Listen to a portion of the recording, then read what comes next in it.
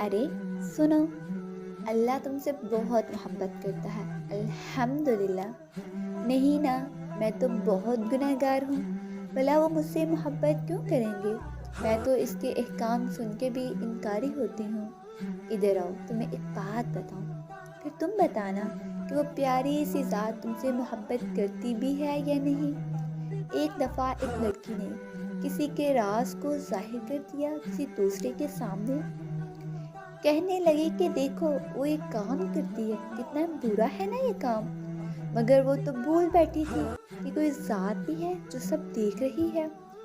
एक दिन फिर ऐसा भी आया जब वो लड़की खुद इस बुराई में शिद्दत इख्तियार कर चुकी थी और वो खुद ब खुद फंसती चली गई और अब इसी कोशिश में है कि इससे निकल जाए। सुनो, तुम्हें पता है कि ऐसा क्यों हुआ? उसे तो इस बुराई से नफरत थी ना।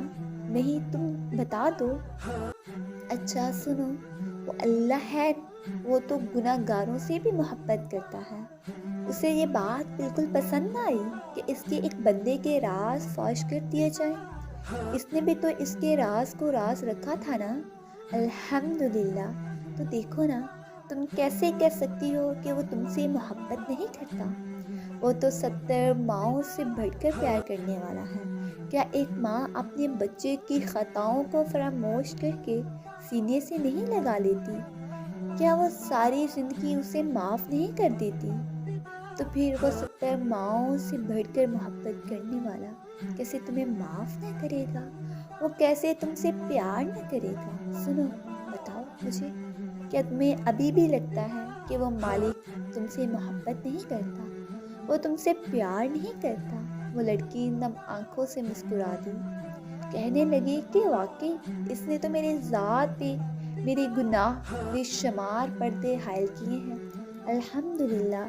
हाँ, मुझे यकीन हुआ वो मेरा भी अल्लाह है। हाँ, मुझे यकीन हुआ वो मुझसे बेहिसाब प्यार करता है। हाँ, मुझे यकीन हुआ वो मेरी खताओं को माफ़ करेगा इंशाअल्लाह।